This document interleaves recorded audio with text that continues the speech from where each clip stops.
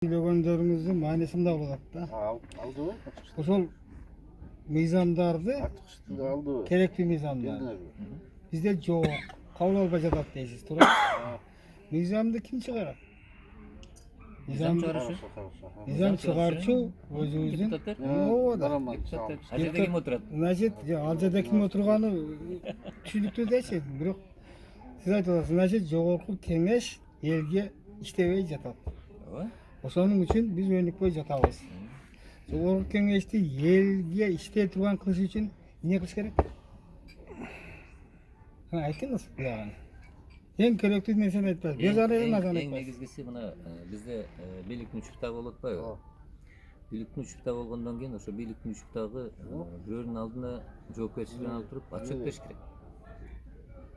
Так, айтыңыз, Отчет айтыңыз. бериш керек. Мына ошол отчет ким алыш керек? Айтыңыз сону. Ким алыш керек? Мына сиз айтып аткан жана сообщество деп атпайсызбы? Сообществолор Община, община дегенде ошол курултай дейбизби, башка дейбизби? Негизи Эң жакын атасы. курултай дейбизби, башка дейбизби? Ошол жанагы өкмөттүк эмес система келип туруп, ошол өкмөттүк эмес системага келип туруп, ошолор баардыгын анан ар бир депутаттын болобу, премьердин болобу, ишмердин баа бериле турган сетка керек да. Ошол кандай болуш керек? Сиздин көз карашыңыз боюнча. Эми аны иштеп чыгыш керек. Кайсы мамлекетте ошондой бар? Эми булардын баардыгы тең кайсы мамлекетте мындай бар деп мен айта албайм мен. Жок, бирди билесиз да, өнүгүп аткан мамлекеттер сиз айткандай болуп отчет берсе өнүгүп атат экен да, значит, туурабы? Туура. Каерде ошондой бар экен? Эми эң негизгиси мына бизде эки формацияда кетип аткан нерселер бар да. Мисалы үчүн авторитарный режим. Авторитарный. Мисалы үчүн Кытай кандай өнүктү? Кытай эң биринчиден экономиканы козурашат. Кытай билимге бүт дүйнө жүзү боюнча билимдин баарын, илимдин баарын алып келди. Так. Өздөрүнүн илимдеринин баарын тең биринчи финансирование каяктан баштады? Ай сервисинен баштады. Жеңил өнөр жөнүнөн баштады. Оор өнөр жөнүнөн баштады. Акырга келтирип ошолордун баарын жыйынтыгында соода. Ошолордун баардыгы келди дагы эң аягында мына күчтүү мамлекет болуп 20 жылдын ичинде көтөрүлдү. Сиз айтып атасыз. О, мыйзам чыгарчулар нормальный болсо өнүгөт дедиңиз. Эми болсо Кытай болсо сырттан авторитардык менен алып келип алып туруп техника технологиясын колдонуп өнүгүп атат дейсиз. Авторитардык эмес, коммунисттик системанын жолу менен өнүктү булар. Коммунисттик партиянын эң негизги девизи күн сайын өсүп турган элдин талаптарын канааттандыруу. Ошон үчүн өнүгүп атат. Мына. Эми Сиз айтып атасыз, эгерде бийлик элге отчет берсе, анан кийин мамлекет өнүгөт дейт. Ушуга жооп бериң, кандай отчет берсе болот? Анан кайсы мамлекет ошентип өнүгүп атат? Ушуну айтсаңыз, бизге ошо керек да кыргыздарга. Эми аябай эме кылып атасыз да баягы.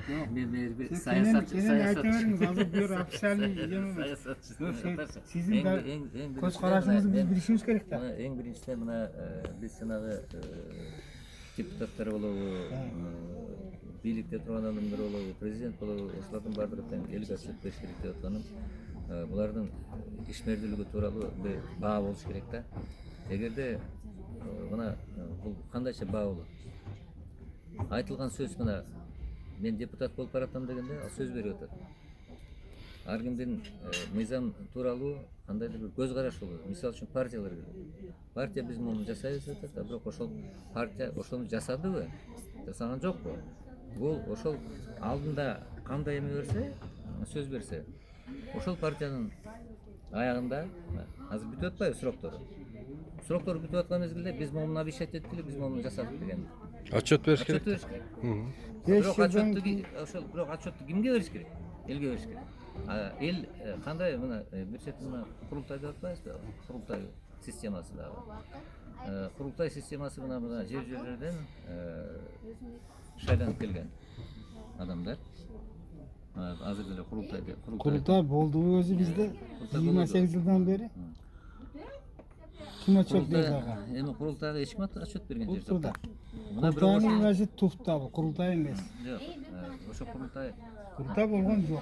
курултай туфта болгон үчүн мыйзам керек да. Эмне деген мыйзам керек? Курултай тууралуу мыйзам керек. Мына мен айтып аткан жамааттардын мыйзамы именно ошо курултай мыйзамы.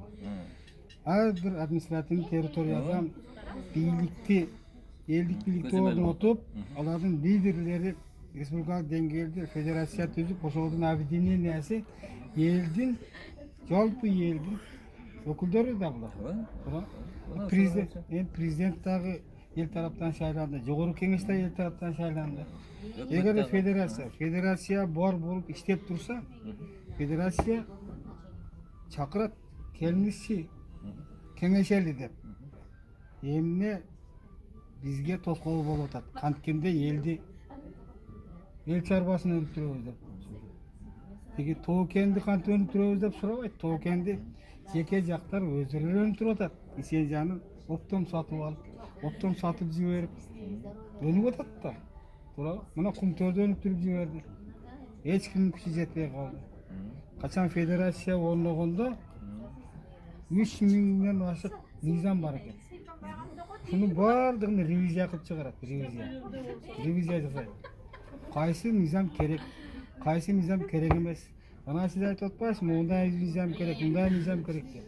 Ошонун баарын тактап туруп, сизге окшогон ученый балдар ар ким өзүнүн тармагы боюнча сунуштарды берсе, федерация жогорку кеңешти тийиштүү комитеттери менен байланышып, балдар, могу мыйзамды даярдагыла. Булар проект даярдайт. Мыйзам даярдабайт, проектти даярдап келет. Анан федерация алып, ар бир даяр болгон проектти жерине жеткирип, ар бир айыл аймактарда талкуулап, кеңештерин берип, мына Абдуллабек айткандай, тиякта ученыйлар дагы бар айылда. Туурабы? Өздөрүнүн кеңештерин, сунуштарын берип туруп анан тактап алып келсе, ошол оңдолгон, такталган мыйзам проект болот.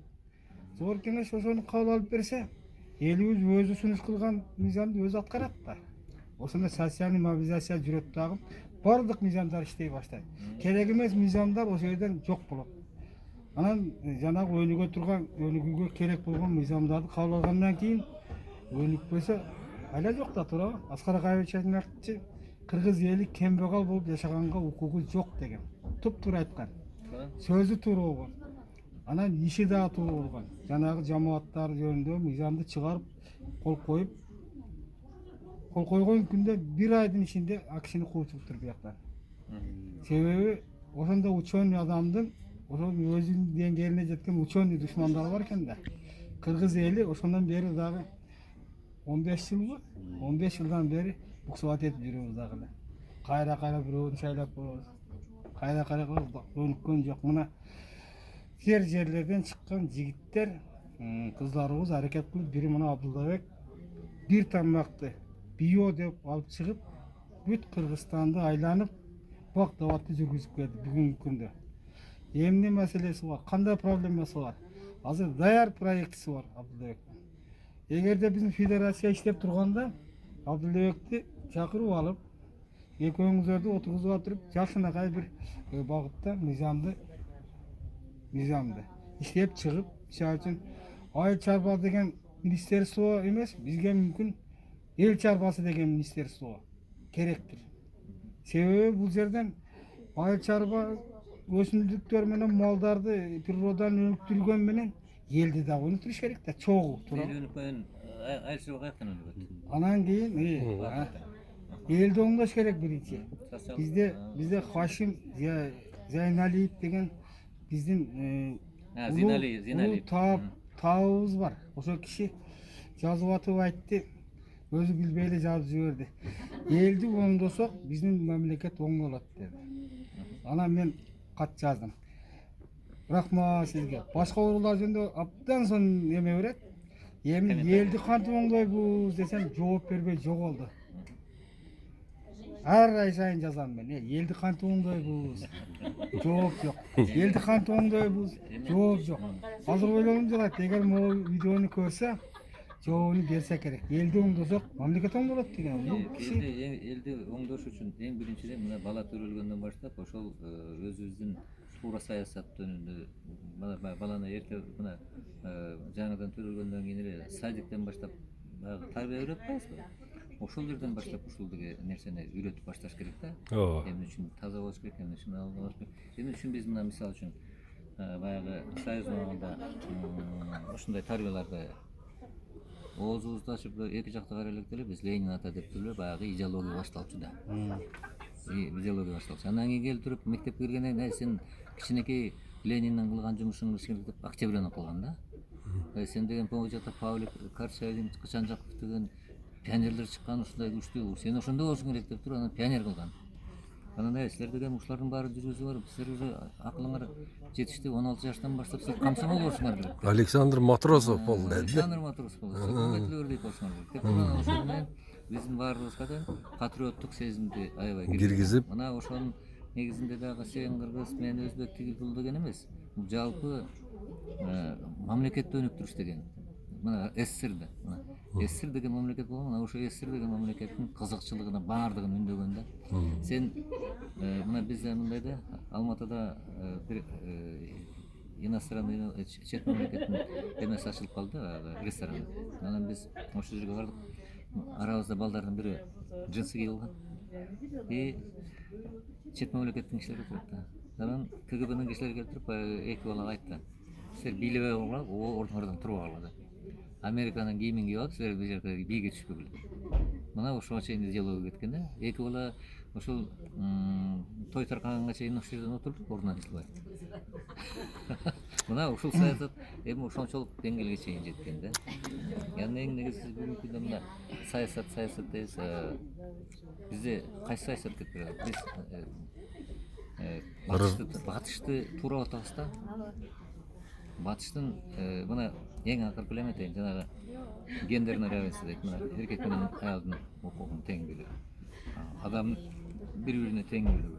Андан кийин мына балдардын укугу тууралуу конвенция. Мына сен балаңа ат айтпашың керек. Сен балаңды тарбиялашың керек. Сен балага катуураак айта турган болсоң, сен жоопка тартылышың керек деген. Эми ушул саясаттын бардыгы тең ушул туура бизге туура келеби? Эми баягы эл дагы ар түрдүү болот да, 5 кол. Кээ бирөөлөрдүн акылы аздагы болгон эл бар да. Анан акылдуу элдер бар. Биз менен башка элдерди салыштырганда биздин өзүбүздүн каада салтыбыз менен эле чечим чыгарып койсок болот. Азыркы илимде доказать этилди. Ал деп чыгышты да. Кыргыздын баласы бул жаман. Муну жасаба десең эле жасабайт. Башка элдин баласында күн сайын отурганда колун ортого салып бирдеме суу чыбык менен уруп туруш керек экен ошону. Башкалардыкы ошондой экен. Ошонун үчүн биздин балдарыбызга өзгөчө мамиле керек. Өзгөчө мамиле менен өзгөчө эме иштеп чыгыш керек, методика, кантип тарбиялаш жөнүндө. Балдарды чоң ата менен чоң эненин колуна бериш керек. Белгилүү убакка чейин. Баягы сиңирсин. Анан мынау дүйнөлүк жаңы техника технологияларды колдонуп, жаңы методикалар иштеп чыгып атат го. Ошо менен эле барса, биздин кыргыз балдар азыр Бишкекте дүйнөдөгү эң престижный машинени колдо мастерскойдордо жасап чыгарып атат. Ушу бүгүн электротракторларды чыгарып жерди иштетип атат кыргыз балдар. Электротрактор. Мына Жалал-Абадта бир жигит бар. Воздух менен воздуктан воздук деп айтып берет. Воздух эмес, бул эфирден энергияны алып машинаны жүргүзгөн дейт. Мына ошол тарапта да иштеш керек. Таланттуулар көп бизде. Муну кантип ишке ашырабыз? Муну кайтып эле ошол ынтымак алып келсе келди. Анан бир кем болгон баласы ошондой акылдуу элге пайдасы тие турган болсо ошону көтөрүп алып келип престижный жерден окутуп, кадыр кылып чыгарып, анан ишти ардык кылбай ошого жумушту бериш керек. Ошо жасасын да. Анан бияктан ээлеп алып биз элитабыз деп өзүнчө чогулуп алгандар дагы ошол биздин системабыздын бузулганынан болуп атат. Эгерде жамаат федерациясы болсо, айланайын сен акылдуу болгону менен Есің жоғырақ деп турабы? Орнуга көмөк. Анан ошо да. Ака, буга бир эле мисал да. Мына кыргыздар мобилизация болгон жерди билесизби каер? Улак да. Аламан улакта айланайын Өзүнү көрсөтөт, ким келсе дагы ал жерде анын сөзү өтпөйт. Себеби дегенде ал жерде полный мобилизация. Эч кимден коркпойт аларчы. Себеби дегенде полный мобилизация ошондой болот да. Кыргыз деген атка минди, жокерлигин, доспехтерди кийди, өзүнүн кийимдерин. Неме кылды? Чабуулга өттү дегендей. Мобилизация ошондой болуш керек да. Аламан улактай даяр турушубуз керек да. Ана ошондо бизге айланайын бир орган, бир закон, бир ушундай бизге терс эме вообще келе албайт да. Мына ошону элдик мобилизация деп ошол аламан улакты элестеткиле да. Мына ошол кезде кана туура эмес болуп бирөө келе турган болсо, ол жерде правиланы бузуп неме кыла турган болсо, ошол жерде өзүнүкүн ошол жерден жылбай туруп алат да. Эл өзү оңдоп коет. Ал жерде өкүмдүүлүк, тескери мамиле, тескери мүнөз болсо, ошол жерде аламандар жүргөндөр өздөрү эле 4-5 баягы ортого алып четке чыгарып коет. Ичине кире албай калат. Мына Топко кире албай калат кайра. бул элдин өзүнүн самовоспитаниясы. Мына тартипти караң. Бири тааныйт. 500 километрден келген конокторду өздөрү сыйлап, аларды ортого түшүрүп, жергиликтүү сыртта турат, карап турат. Бул деген улуу айкөлдүк да. Улуу айкөлдүк кыргыздын баардык мүнөз касиети эң туура айтып атасың. Бул ошол социалдык мобилизация деген эми кыргызча айтканда мындай кантип айтса болот бул кыргыздын чыныгы када салтынын эң керектүү багыттарын колдоно турган жер ошо экен да. Мобилизация болгондо маданияттанбы, илимденби. Эгерде ушул структураны түзүп бүтсөк, ар бир айыл өкмөтүнөн сайланган, тандалган Айыл өзү тандалган. Башчыларды бириктирип федерация түзүп Айыл өзү тандаш керек да. Тандалган балдар, кыздардын федерациясы структура түзүлүп бүткөн күнү биздин ар бир айылга эмен деле баягындай шайлоо күркөлөрүнүн деле кереги жок. Ошол айыл башчы отура турган жерге эле оң сол кылып туруп эле эки эме баягындай эки машина таш түшүрүп коюш керек. Ошо көтөрүп келип ошол жерге таштай берет, болду, өтүп кете берет. Чүмкөнүп алып.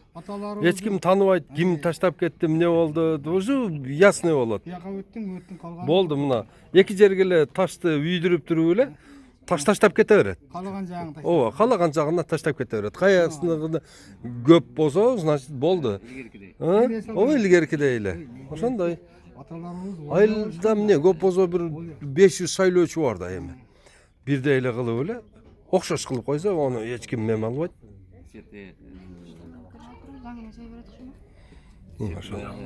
Кандай болуш керек, эмне болуш керек деген маселеде эң биринчиден ушул маданиятта салт, маданият. Ар бир элдин өзүнүн эгерде салтты кармабасак, улут катары жоголуп кете берет да. Ошон үчүн ушу биздин өзүбүздүн үрп адатыбыз, салтыбыз. Биз ошону кармасак, мына өзүбүздүн салтыбызда дагы, үрп адатыбыздагы бүт тарбия. Ошол тарбиянын немеси ошол да. Тарбия. Мына ата баланын ортосундагы тарбия. Келин менен уулдун ортосунда тарбия. Биз ошондон алыстап кеттик да, мына 70 жылдын ичинде дагы. Мына илгери бири-бирин сыйлап тергечү. Атынан айтпай. Улууларды сыйлап. Анан бизде мисалы үчүн бүгүнкү күнгө чейин жүгүнөт. Жүгүнгөндө ал баягы өзүнүн күчүлүгүнөн эмес, жамандыгынан эмес, сыйлаганынан, экинчиден ал улуу киши кайрага кайрылып атасын берип атат. Ооба. Кудай тилегенин берсин деп алкап атат. Бул өзүнүн, бул дагы өзүнүн немеси дагы баягы жакшы салты. Ошо канчалык көбүрөөк жүрсө, канча киши көбүрөөк алкалса, ошончолук энергия. Анан Дурус эке, дагы бир вопрос да, дагы бир суроо. Мына азыр мектеп балдарынын эмесин окуп аткан китептерин мен окуй албайм да. 2-класстыкын эле, 3-класстыкын. Баягы бечараны загружать этип таштайт да. А мурда анчалык дегенде эле баягы китеп окуганда мындай мына эгерде ал багбан боло турган бала болсо, же болбосо могул бир малчы болсо, же болбосо бир дыйкан болсо, техника айдай турган. техника айдай турган болсо, ушуну айтам да. Мына 5-класска чейин окуш менен жазышты үйрөтсүн, абдан мыктылап. Колун жакшына коюп, чырайлуу жаза турган кылып, башталгыч билим 5-класска чейин алсын, анан кийин андан бөлүш керек да. Өзүнүн шыгына карап туруп эле бөлүп туруп 8-класска чейин дагы 3 жыл окуткандан кийин анан дагы бир бөлүш керек да. Анан ошентип 10го келгенден кийин анан уже конкретно өзүнө 10-класста уже кесип алып чыкса. Анан кийин мына мурда биздин аксакалдарыбыз мына жаштарды тарбиялаган мына дедушкалар отуруп алып эртең менен кечке ошолорго эмнени берген? Илимди берген да, илимди берип турган. Балам мынтпе, балам тигинтпе, мына мен ойлоймун, ошол 5-6, 7, 8 класстын балдарын ошол 11-класстын балдарына кошуп эле үйрөтүп, ошону агайыны болуп, братан, сыратан кылып эле мынтип жетелеп жүрүп, ошентип үйрөтсө көп тез самообучение болот эле да, бири-биринчи. Азыр могу жаш балдар жанагы үйрөтүү деген маселеге келгенде биз жанагы бала бакчадан башташыбыз керек да. Ошонун баардыгын тең бала бакчадан бери келе берет да. Ошонун аң сезимин баарын ойготуш керек. Мына бүгүнкү күндө балдардын аң сезими мурдага караганда зирек. Эрте жетилип атат. Азыр колдордун баардыгында тең мына соткалар турат, ушулардын баардыгы тең информация, ушулардын баардыгына керектүү көрүп атат. Анан өзгөчө ушул багытта мына эме болуп атат да, мына мен күйөө балам азыр жанагы компьютер бала деп эме болуп атпайбы? Кимчи? Ментальный арифметика. Ушул кошумча жанагы тилдер боюнча, анан бат окуп, бат мээге тутууду боюнча ушул тренировкалар эме аркылуу кетип атат да, моторика, мелкий моторика же болбосо жанагы эсептерди ылдам жүргүзүү, гиппи кылып моторикасын өстүрөт да. Моторикалардын баардыгын өстүргөндөн кийин биздин балдар акылдуу чыгат. Азыр акылдуулар көбөйөт кудай берсе. Анткени биздин балдардын баягы потенциалы аябай күчтүү да. Биз ошого мүмкүнчүлүк бериш керек да, жанагы стейкинг деп жанагы менде алып келди, жана эмелерде реакцияны жакшыртыш үчүн баягы внимание жакшы болот экен. Вниманиеден кийин эскертүү. Оң менин оң полушариясынан сол полушариясы бар да. Бул эки адатта бир жак иштейт дагы бир жак эс алып турат. Мында болсо эки жак тең бирдей иштейт экен. Бул эмнени берет? Бул анализ 10 эсе 20 эсе ылдам мээде жүрөт да. Бир чечим кабыл алыш, же болбосо бир нерсени мындай ойлонуш, ошолордун баардыгы тең ылдам кетет да. Мына ошолордун баарын тең азыр киргизип атат, ошолордун баарын эме кылып атат. Анан мына азыр бир Монголияда күчтүү бир системаны система алып келген экен, ошо бир Хатан деген жигит. Ошол жигитке барып, ошол жигиттин 10 миңге жакын окуучусу бар экен. Ошол 10 миңге жакын окуучу эми биздин баягы эске тутуму, ойлонуусу аябай алдыңкы эмеге кетиптир да, интеллект аябай өскөн. Мына ошол системаны бияка алып келели деп атат да. Тиги жигитке берели дегенде, бирок ошол жигит айтыптыр, мен дегенде бул системаны Америкага киргизишет. Америка ылдам алат мындай нерселерди. Сатып алат да, капиталды. Бирок ошол системаны алып келиш үчүн бир анча көп эмес каражат керек болуп калат. Эгерде бир 15 миң доллардын тегерегинде, 20 миң доллардын тегерегинде акча керек болуп атат да. Азыр ошо эгерде биз ошол чечишибиз керек да, ол вопросту. Ошол система бизге алып келсек, анда биздин балдар азыркы система эмес, таптакыр башка система менен окуйт да. Сөзүңүзгө аралжы. Сиздерге кичине жаңылык айтып коеюн, жаңылык деле эмес.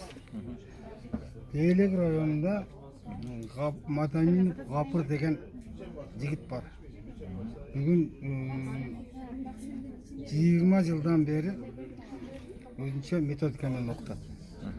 Бул окутканда баланын ата-энесин да окутат. Америкадан 2 жыл окуп келди, баягында эме грант утуп алып. Золотой сертификат менен келген. Анан биздин айылда мен иним да. Анан өзүбүздүн айылга эле иште десем, жок.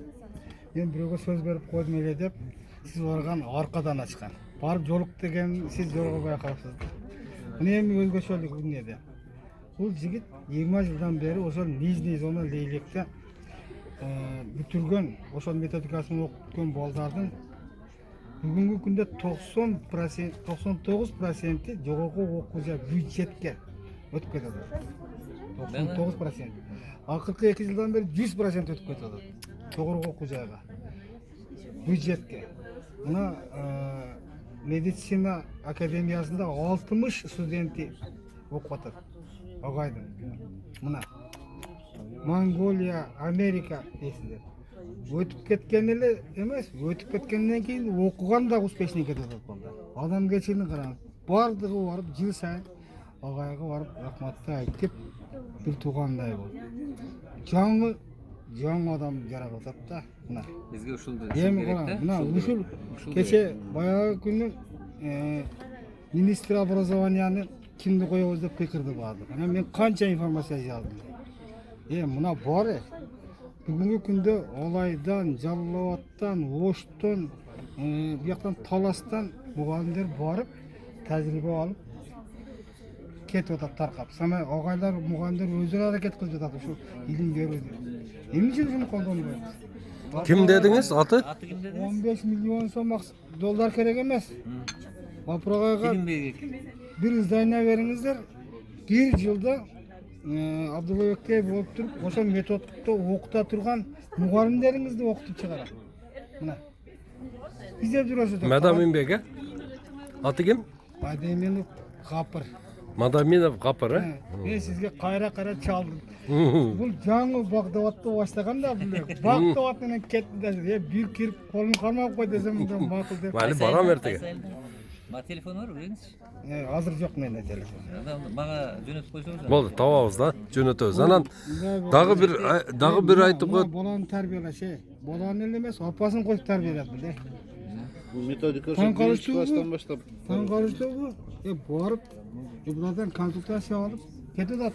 Апрага Мадемин десең азыр алдыңкы мугалимдер көп таанıyт муну. Өзү китептерди жазып чыгарган, методика жазып чыгарган. Мен айттым, сен дедим. Мадаминов Гапыр дегенди алып келип туруп Бишкекке. Бардык агай эжекелерди окутуп, анан Ошко апарып, анан райондорго жылдырып окутушубуз керек экен да. Акчасын төлөп эле жардам берип, Бул кишинин методикасын мугалимдерге үйрөтүш керек да. Ооба. Ошол жалпы мугалимдер жанагындай пилоттук эме кылып отуруп, мектепте отуруп. Анан кийин буга мындай өзүбүзчө фонддон акча берип караштырып туруп, анан кийин баягыларга кимин балдары мындай жакшы окуган болсо ошого поощрительный эмелерди коюп беришибиз керек да. Приздерди жакшы окуткан эжекелерге, агайларга, чтобы эме кылсын да. Туурабы? Туура. Эң туура ойлоп атасыз. Жакшылык Абдуллабекке жакшылык жагат да. Көзүңүз ошого акча берсекпи, кантип өнүп турат деп бардык тармак аракет кылып жатат. Ал ден соолук жөнүндө жүрөңүз, ден соолукка да, футбол жөнүндө жүрөңүз, футболго да жардам берейин деди. Көкмөрүн болсо айттым мына. Мындай балдарды да принять этишибиз керек дагы. Абдуллабектин өзүгө жардам беришибиз керек. Бул моя био удобрение жөнүндө сөз жатат баксага. Сөйжан деген Onu aysa 3 gün süylek. Ağay. Чет мамлекеттен Өзбекстандан канча минут удобрение алып жатат кыргыздар десең, байке аны сиз таап бериңиз dedi. Бир күндө мен информацияны таап жөнөттүм мына. 350 миң тоннадан көп удобрение керек. 350 000 tonna. Анан ошончо Абдулбекке айттым, кантип өзү өндүрсөк болот деп, бир жылда өндүрүп берем ошончо бардыгын деди. Шарт түзүп мага жерге жеткирип, соян түзө турган болсо, биологический удобрение болуп жатат бул. Билиңиздерби? Биологический. Мына зеленый ведро деп мен качантан бери какшап айтып жүрөм да, ошону мэрлер угуш керек да. Сатып алып туруп, канча абонемент болсо тазалыкта. Ар бирине бирден зеленый ведро бериш керек да. Ошого органиканы бөлүп салса, органиканы. Ошону алып барып туруп эле баягы эски совхоздордун силос ачта турган эмелери бар, ямалар. Ошого салса, уже компост даяр болот. Ошол компосту эле через неме сөл жагын өткөзсө эле болду. Анан бардык бияга чыгып кетет. ооба, мынабы ушул шаардын ичиндеги бардык дарактарга жетмек да. Мал баккандай эле. Анан дагы бир эме болду. Мен сенин багытыңда дагы көп балдар менен кеңешип атам да. Чөйнү балдар бар экен айтып атат. Байке дейт, Кыргызстан боюнча эми бул жактарда эле ошондой болуп калды. Огороддун бак отургузбаган кыргыз жок деп атат да.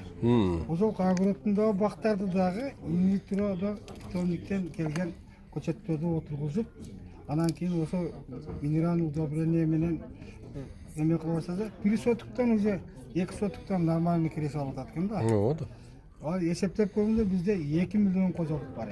Мына өзгөндө 2 миллион кожолук. Эсептеп өзгөндө Адан деген бир өзү неме агроном киши бар да, Адан аке деп. Ошол Адан аке биогумус менен 1 соттик огородунан 1 тонна чистый картошка алып атат да.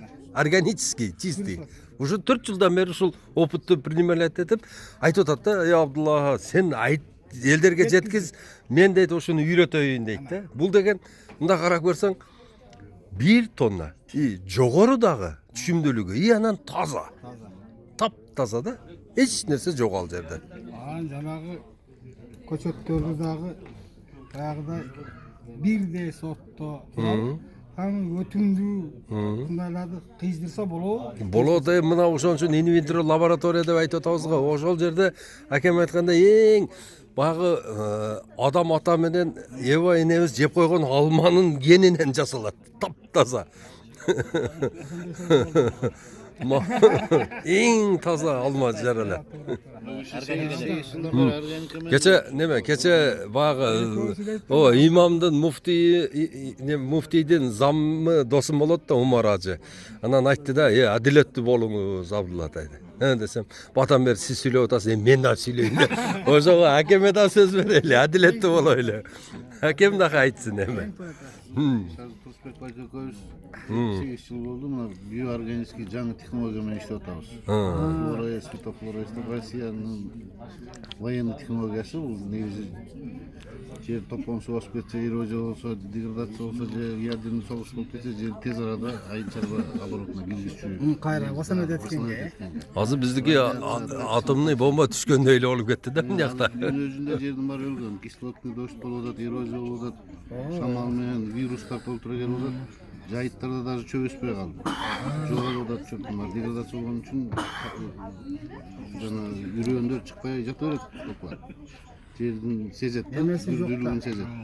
Күрдүүлүгү жок. Күрдүүлүгү жок болсо жата берет. Ошону 3 жылдык эксперимент жүргүздүк институт пажбиш менен.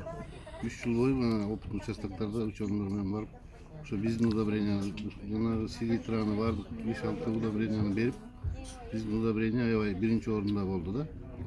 Чөптүн коюлугу боюнча, сапаты боюнча, травостоyu боюнча, үрөөнүн чоңдугу боюнча, ошол жерде жоголуп кеткен чөптөрдүн өсүшү боюнча дагы ачылыш болду. Анан Провондон 600 гектарга Кыргызстан боюнча 20 ай өткөп, Провондон тендер утуп алып, аякка да 2 жылдык эксперимент өткөрдүк, деградация болгон жерлерге.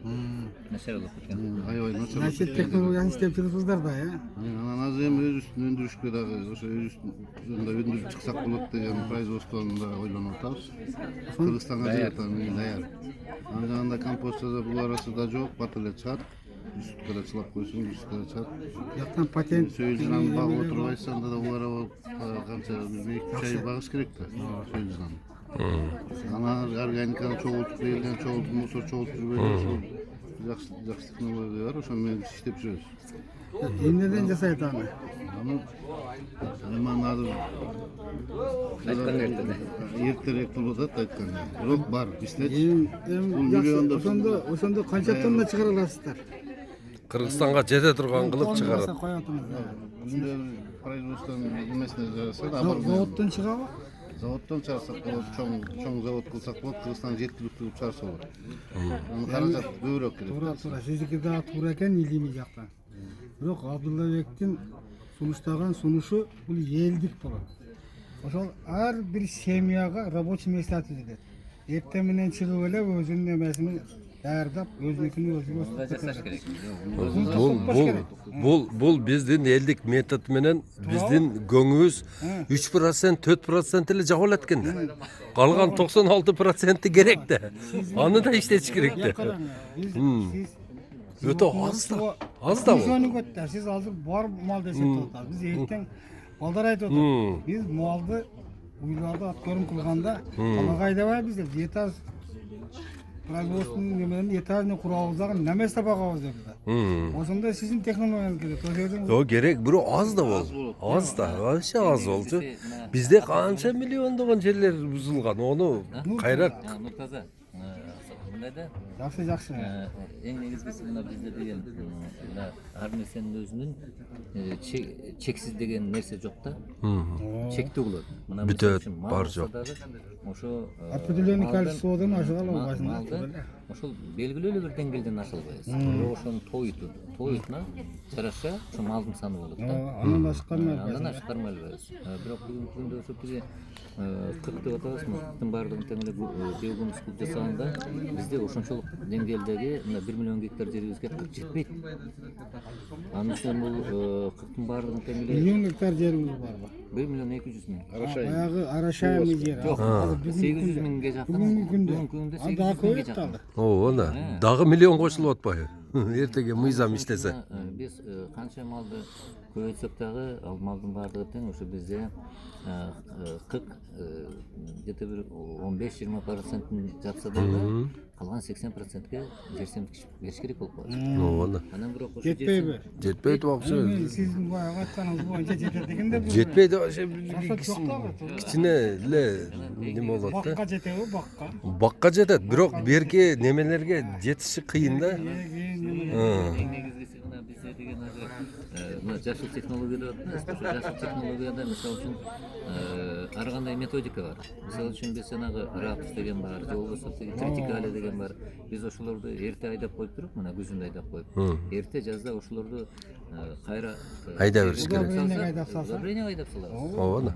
Технология бар экен анда. Жабырак бар, ошолордун баардыгын тең биз жанагындай айдап туруп, жана биз айтып аткан өзүбүз чыгарып аткан удобренияларды колдоно турган болуп калсак, биз ошондо Ишин канчалык көбөйт ошондо? эми түшүм көбөйүшү мындай да, биз негизи 20-30% көбөйөт деп айтабыз да. Бирок 20-30% эмес, андан да көп көбөйүп кетет. Анткени 10 центнер алып аткан жерден 45 центнер алып атат. Ошондо 3,5 эсе көбөйүп кеткен жер бар, аны айтпайбыз. Тура, бул неме да. Жер оңолуп атат. Зато биринчи очередь жер оңолуп атат. Анан таза болуп чыгат. Эми эң негизгиси жана органика деген маселе болуп атпайбы? Мына ошол органиканын өзүнүн стандарттары, өзүнүн талаптары болот. Ооба. Анан ошол өзүнүн талаптарын алайык, ошол жер семткичтер Германияда тастыкталып келген сертификаттары бар да. Анан биз эртең башка жакка же болбосо органикада колдонуп атканда, мисалы үчүн гуматты колдоно албайбыз. Жана органоминеральный деген жалбырагына чача турган нерселерди колдоно албайбыз. Мына ошондо биздин колубузда турган жанагы жер семткич, биз муну колдонсок дүйнө тааныйт. Анткени булардын сертификаты бар да. Органика. Америкада тастыкталган, Ошо Япония технология менен даярдаган. Анан эң негизгиси жанагы биз ассоциациябыз экологиялык азыктарды өндүрүүчүлөрдүн ассоциациясы. Биз ошо жанагы жалаң эле мына био деген технологияда кээ бир жанагы продукцияларды алуучулар келет дагы эч кандай жер семткич бербейсиң деп келет. Ошону менен өндүрөсүң дейт. Мына ошондой технология этилер сунуштайт. Ошону менен өндүрүшүбүз керек болуп калат. Анан жанагындай жер семткичтерде мына мындай эмеси бар десе, анда алга уруксат бергенге толук мүмкүнчүлүктөр бар да. Яғни эң негизгиси бизде ушул технологиялардын баардыгын тең маалымат жетпейт. Бизге маалымат үчүн мына жана Абдулла да айтып атат, мен дагы көп жерде айтам, ушул бизге өзүнчө окуу emeler керек да, мындай передачалар керек да. Ошол телевизордон чыгып Технологияны колдонуп колдона кандай, турган, э. мисалы үчүн будайды кандай өндүрөбүз, кандай деген сорттор бар, эмне бар, ушунун баардыгын тең алып келип туруп жанагы жерден биз толугу менен башынан аяк кайсы убакта эмеси болсо ошол агрономдор чыгып алып туруп ошолго кеңеш бериш керек да. Мына мындай кылсаңар, мынчалык кылсаңар анан ушундай эме. Анан мына бак боюнча да. Бак боюнча видео жанагындай көрсөтүп, мына азыр келди, мына азыр баягы санитарный обработка кылыш керек. Же болбосо санитарды кесүүлөрүн кыркыш керек, күн жылып калды. Буларды кечирээк кырккандарда болбойт. Азыр кыркыш керек деген маселенин баарын тең ушул видео урок катары ошол жерде. Мен баягы көп видеолор чыгат да. Чыгат ушу обрезка боюнча, анан мага келет да. Мен андан кийин баягы таласка бурчак алып келген түрк аксакал бар. Ошого жөнөтсөм аябай тилдейт. Башы жок өлтүрдү дейт да. Түшүмүн баарын кыркып таштады дейт. Анан бууп салды дейт. 3 жылдык 4 жылдык түшүмдү алып таштады дейт. Кайра